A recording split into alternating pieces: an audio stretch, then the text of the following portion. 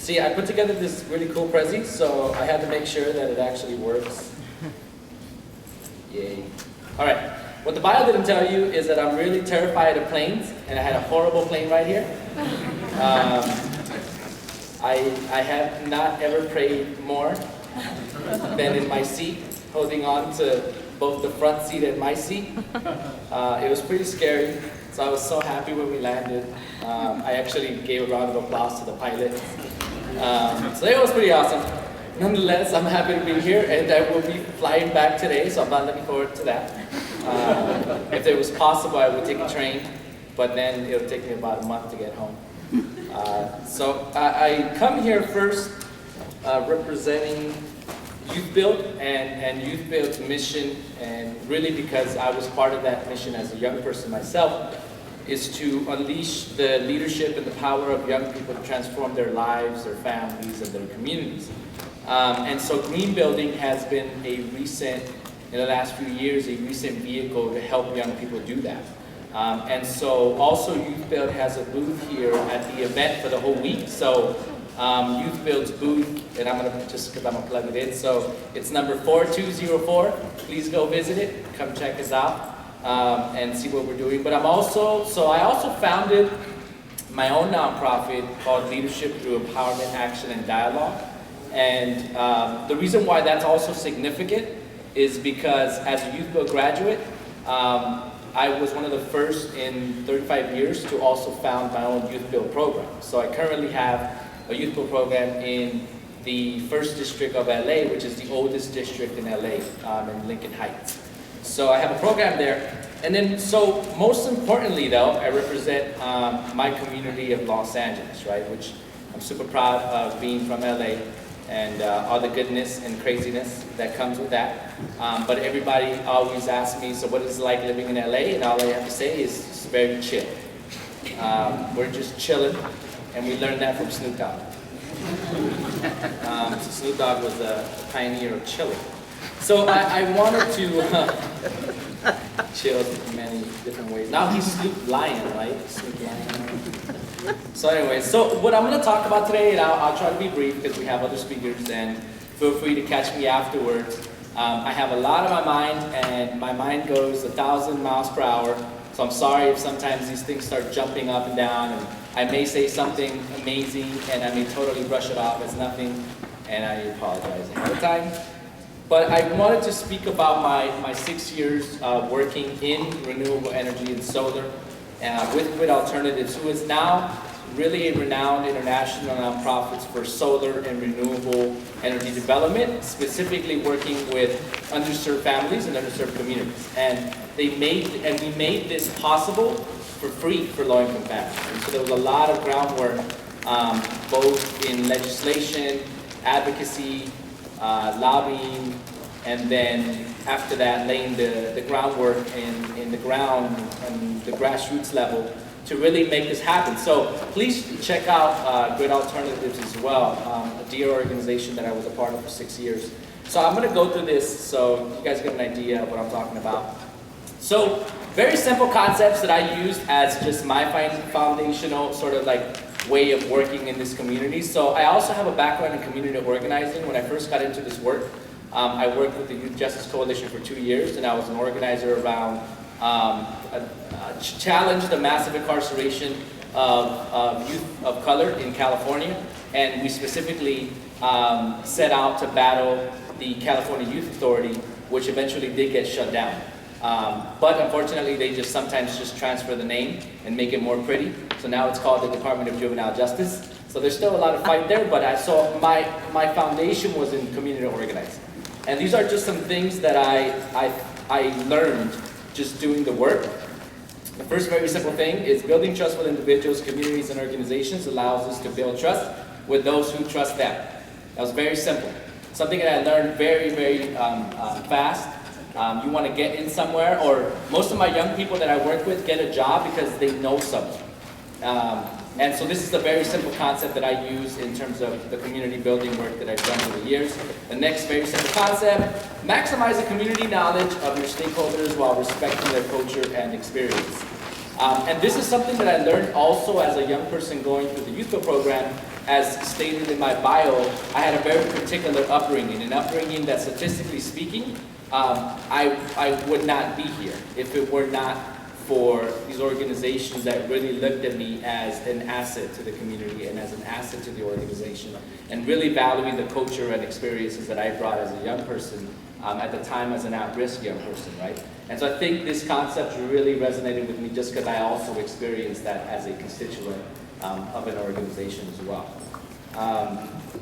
So I learned about this asset-based community development very early on in my community organizing experience. And because simply, we didn't have anything. We had nothing. We had no money. We only had one small space to meet and organize out of, sometimes a garage, sometimes a backyard. We really had nothing. This idea of asset-based community development really supported the work that we as young people did, but then I translated over to my work in solar and renewable energy. And it's not so much the idea of not having nothing, it's the idea that we have a lot. And it's the idea that community already has a lot. There's assets that already exist in the community. People are assets. I always use the example of the tamale lady that sells tamales on the corner. You guys ever have like a tamale lady on the corner or something, right? And so, to me, the tamale lady is an asset, right? Why? Because she's probably been there for a long time. She probably talks to everyone. Everyone probably knows her. She's become like this sort of like staple in the community of tamales, right? Like whenever you want some tamales in the morning with some champurrado, you go there, right? And the lady hooks you up, and sometimes when you don't got money, she hooks you up too, right? So she's an asset. She would be an asset to us because we can go to her and actually ask her questions about the community and ask her questions about people. So when we started doing the solar work with Grid Alternatives, we used this concept of going to the formal and informal community leaders and communicators, community groups and organizations, right? So we use that concept to really start laying down the foundation of the conversations of solar.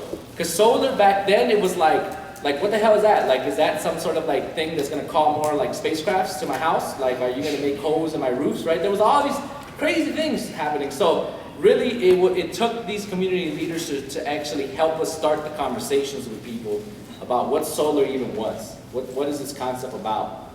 Why is it, right? And so it's really the foundation for the work for a lot of the work that I did in the years at Grid Alternatives. And again, the program at the time was a single-family affordable solar homes program. If you go to the website now, it's called the Solar Affordable Housing Program. This program was very simple. We had a lot of solar to give, and it was free for low-income homeowners. The crazy thing is that we could not give these systems away at first. We could not, as much as I would say it's free, as much as I would say it costs you nothing, believe me, it took about 2 years just to try to get a community to buy into this, right? And so for us, the asset-based community development approach really helped to move this forward because I think it would have took longer because of that. And just because something is free does not guarantee success. Even if you are a nonprofit, a program, or even a company that has a free product, you are not guaranteed success. Because our communities, again, I go back to the foundation piece, we build our communities first on trust. And if we don't trust you or your product or your service or your organization, it's going to be really hard to get this across. And thankfully, I was from these communities, so it was easy for me to tap into some of the existing community members and groups and councils and informal councils and house parties and you name it, I was there. You name it 7 days a week. I was at churches on Sundays, just talking to people, saying, have you heard of solar, right? And so this had to happen in order to make this a success, right? So these are some of the questions I would get. When I walk into the communities, I walk into a person's house, these are some of the questions I would get very frequently. First one is always, is this really free? Nothing is free in this world, right? And I'm like, yes, it's free. No, nothing is free. Right? It's always the main question I get. The next question was, is this going to attract more radiation into my home, right? This was another question I was asked, and I had to explain the whole concept behind solar and how I'm just attracting the same sun that already hit your roof, right? It's nothing crazy, you know? Are these the same panels that President Jimmy Carter promoted and did not work? I did not know about Jimmy Carter's solar program. And to me, it was amazing that the communities knew about Jimmy Carter's program. And I was like, Jimmy Carter's program? And then the lady one time pointed at her roof and said, yeah, look at those big, huge things standing on my roof and they're doing nothing right now. And I was like, wow, that's crazy. And you know, I had to go up there and really look at it myself because I'm like, what is this crazy thing? It was like a huge panels, right? So I did not know that Jimmy Carter promoted solar water heating panels. During his presidency, they had a big national program. The problem with that program was that the technology at the time was not fully tested for the long run. So the panels gave out within the 10-year time. And so I had communities with panels on their roofs from the Jimmy Carter era that when I came in, they were like, oh, this is another type of Jimmy Carter thing? Like, you're going to put them up and they're not going to work in 10 years? So then I was like, wow, that's crazy, right? So that was a learning curve for me. I had to go, talk. And then actually, Habitat for Humanity was one of the partners of Jimmy Carter at the time to help this. So I had to go even talk to them and say, what is this whole Jimmy Carter thing? Because I don't understand. Anyways, now I know, and it helped a lot to know this. And then the last thing is, what is the catch, right? That was always, what is the catch? What's the catch? What's the catch? And really, there was no catch. It was free. And so, in the end, right, we have figured out that there was 3 things that everyone could rally around, and it was really hard to argue with. And we used these 3 things to really move this program and this organization forward, and has really excelled it to what it is now. The 3 things that people really rallied around was people, planet, and employment. It was really hard to argue against these 3 things. These 3 things happened really until 4 years after all of our research and vetting and organizing and all this stuff, these 3 things came out. So now if you go to gridalternatives.org, you will see people, planet, employment. That's really what came out of these things. It's really what we found out that people would rally around with very little opposition. But that took a long time to get there, and it took a lot of groundwork to get to that point. The results, you can read them for yourself. In the time that I was there, it was amazing that I was able to work in 3 counties. I probably wasted 2 cars full of mileage, right? But the work was really worthwhile, especially if you go to like my neighborhood where I grew up at, and I can literally walk down the street and see solar. And I can literally talk to this lady or this family, or I get invited to like house parties and lunches and dinners all the time. I gained some weight during the 6 years because I ate so much. And you know, our families, if you don't eat their food, is very disrespectful. So I had to be very respectful in my time as well. So nonetheless, it was really good. We had a lot of success in these times, and I'm still connected to Grid Alternatives in many ways because of this work. And now I'm bridging my YouthBuild program with YouthBuild USA's mission and goal to also move a lot of programs into green building, sustainability work, as also career tracks for young people. And then at the same time, me just being a person who believes in social justice, in environmental justice, in energy equality, all these things. For me, it's just made everything more meaningful. But I'll finish up with this story because the picture, his name is Jose Cardenas. Jose Cardenas was one of the homeowners that I met. And so when I met Jose at the time, so Jose's from Peru. And Jose has been a hard worker, has been in construction for a very long time. When the market crash happened, he lost his job like many other people, right? He was struggling, he was a homeowner, he was struggling, his kids were off to college. Him and his wife had to work like 2-3 jobs just to sustain themselves. When I met Jose, this idea of solar, it was a very easy pitch for him. He was just like, what do you mean, you're gonna save me like $200 every month? I'm like, yeah. And he's like, I'm sold. When, you know?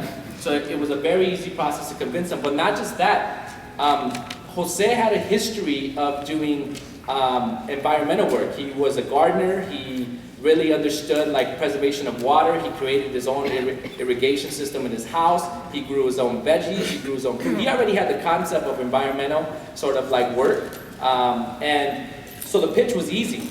Now, after we gave him the solar panels, the amazing thing that happened is that he was like, how do I get into solar? And Grid Alternatives also had a volunteer program that gave volunteers first-hand experience at installing solar. We were the only organization in California to do this at the time. If you go to a for-profit program or a school program, more than likely they'll charge you about $1,000 to $2,000 for one installation, while we were giving the experience for free. So Jose started volunteering with us. He just started getting on the roof, understanding how to lay down the racking systems, how to design, how to do all that stuff. He then enrolled himself into the East Los Angeles Skills Center, and at the time they were starting these photovoltaic classes. So at the same time he started getting the classes, he started getting the first-hand experience. To make this very long story short, he volunteered over 500 hours of installation work. So immediately Grid Alternatives hired him as a solar installation supervisor. So we went from for me helping him with a solar system to now him being my coworker. And we now have collaborated on many things beyond just our work, right? Now he's actually successfully completed his NAPSET. He is now going to be getting his C10 and C46 license. He's actually going to become a solar installer himself. This all started from me literally having a conversation with him about solar, and about solar for him and his family, and his story went beyond what I could have imagined. So this is like just one example of building sustainable community and really looking at community from an asset perspective, which has really helped me in my work in Grid Alternatives. So with that, I thank you so much for your time. Any questions, I'll take them afterwards, but thank you so much for your time.